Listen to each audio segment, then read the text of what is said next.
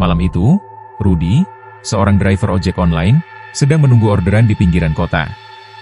Waktu menunjukkan pukul 11.45 malam, dan jalanan sudah sepi. Saat ia hampir menyerah dan ingin pulang, tiba-tiba sebuah orderan masuk.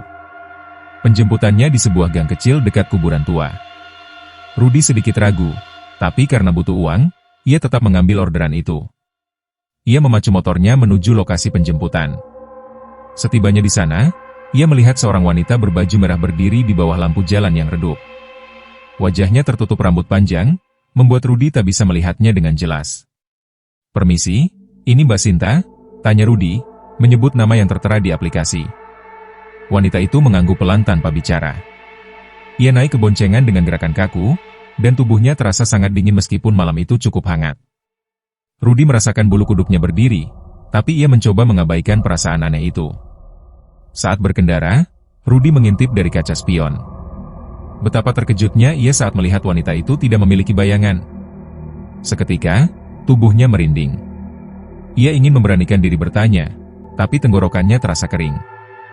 Lalu, tiba-tiba, "Saya mau turun di depan," suara pelan namun menyeramkan terdengar di telinganya. Rudy menghentikan motor di lokasi yang diminta, sebuah rumah tua yang terlihat kosong. Wanita itu turun perlahan. Saat Rudy menoleh ke belakang untuk memastikan, wanita itu sudah menghilang. Jantungnya berdegup kencang. Ia segera mengecek aplikasi, dan matanya membelalak lebar. Orderan itu menghilang dari riwayat. Ketakutan, ia buru-buru menyalakan motor dan pergi secepat mungkin. Namun, dalam perjalanan pulang, sesuatu yang lebih mengerikan terjadi. Di kaca spion, ia melihat wanita berbaju merah itu masih duduk di boncengannya, tersenyum dengan wajah pucat dan mata kosong. Malam itu, Rudy tidak pernah kembali. Pagi harinya, warga sekitar menemukan motor Rudy tergeletak di tepi jalan dengan mesin masih menyala. Helmnya tergeletak di tanah, namun Rudy tidak ada di sana. Seakan ia menghilang begitu saja. Polisi yang datang hanya menemukan satu hal aneh, ponsel Rudy yang masih terpasang di holder motor. Layar ponsel menampilkan aplikasi ojek online yang terus menunjukkan perjalanan yang belum selesai, dengan tujuan akhir menuju kuburan tua di pinggir kota. Kabar hilangnya Rudy pun tersebar di kalangan driver ojek online lainnya. Beberapa teman sesama driver mencoba mencari tahu, tapi hasilnya nihil.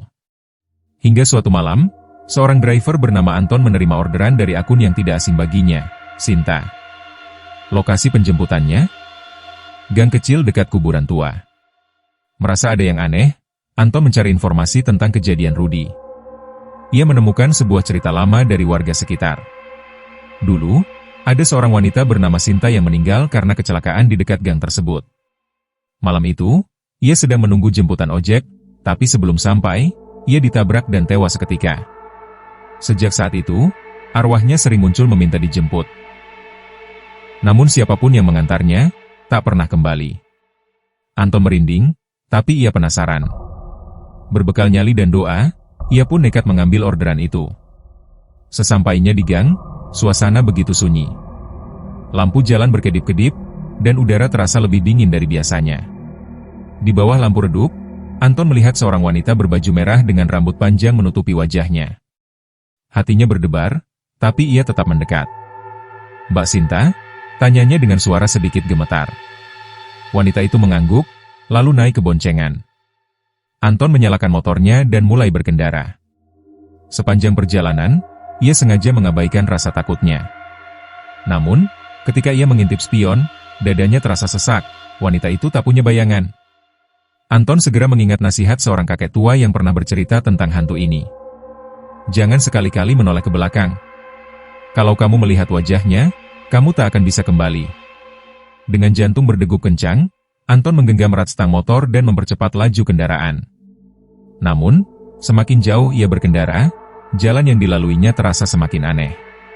Kabut tebal mulai menyelimuti, dan pohon-pohon di sekitar tampak bergerak seakan hidup. Lalu, suara lirih itu kembali terdengar. "Saya mau turun di depan." Anton melihat ke depan, dan hampir saja menghentikan motor, tapi ia sadar, tidak ada jalan di sana. Yang ada hanyalah gerbang hitam besar dengan tulisan yang sudah pudar. Dengan ngeri, ia menyadari bahwa tempat itu adalah pemakaman tua. Keringat dingin mengalir di pelipisnya. Hantu itu ingin Anton membawanya masuk ke dunia mereka. Dengan sisa keberanian, Anton menutup mata dan membanting setang motornya ke samping, menjatuhkan diri ke jalanan. Ia berguling dan merasakan tubuhnya terbanting keras ke tanah. Saat membuka mata, wanita berbaju merah itu sudah berdiri di hadapannya, tersenyum dengan wajah yang mulai membusuk. "Sekarang giliranmu." Anton menjerit sejadi-jadinya. Tiba-tiba, suara azan subuh terdengar dari kejauhan. Kabut perlahan menghilang, dan tubuh wanita itu mulai memudar. Anton pun langsung bangkit, menyalakan motornya, dan melaju secepat mungkin tanpa menoleh ke belakang. Ketika ia akhirnya sampai di rumah, ponselnya bergetar. Dengan tangan gemetar, ia membuka aplikasi ojek online. Ada satu notifikasi baru. "Orderan selesai. Terima kasih sudah mengantar saya pulang." Saat Anton melihat kembali riwayat orderan itu, ia membeku ketakutan. Akun pemesannya bukan bernama Sinta, melainkan Rudy. Ojek online hantu, bagian akhir. Anton terdiam, keringat dingin membasahi tubuhnya. Ia tidak bisa mempercayai apa yang baru saja ia alami. Dengan tangan gemetar, ia menutup aplikasi dan berdoa dalam hati. Sejak kejadian itu, Anton memutuskan untuk lebih berhati-hati dalam bekerja. Ia tidak lagi mengambil orderan yang terasa janggal, terutama di tempat-tempat angker. Ia juga mulai lebih sering beribadah dan berbuat baik kepada sesama, karena ia sadar bahwa dunia ini bukan hanya milik manusia. Kisah ini memberikan pelajaran penting bagi kita semua. Pertama, selalu waspada dan berhati-hati dalam menjalani pekerjaan. Tidak semua yang terlihat biasa itu benar-benar aman. Dengarkan naluri dan jangan memaksakan diri jika sesuatu terasa tidak beres. Kedua, jangan lupa berdoa dan meminta perlindungan. Apapun pekerjaan kita, keyakinan dan doa adalah benteng yang bisa melindungi kita dari hal-hal yang tidak terlihat. Ketiga, jangan mudah tergoda oleh hal-hal yang tidak masuk akal. Jika sesuatu terasa ganjil, lebih baik menjauhinya daripada menyesal di kemudian hari. Terakhir, selalu berbuat baik kepada sesama. Kita tidak tahu kapan kita akan menghadapi kesulitan, dan kebaikan yang kita tanam bisa menjadi penyelamat di saat yang tidak terduga. Anton beruntung bisa kembali dengan selamat, tetapi tidak semua orang mendapat kesempatan yang sama. Maka, berhati-hatilah, karena di luar sana, mungkin masih ada penumpang yang menunggu jemputan, meskipun mereka sudah lama pergi.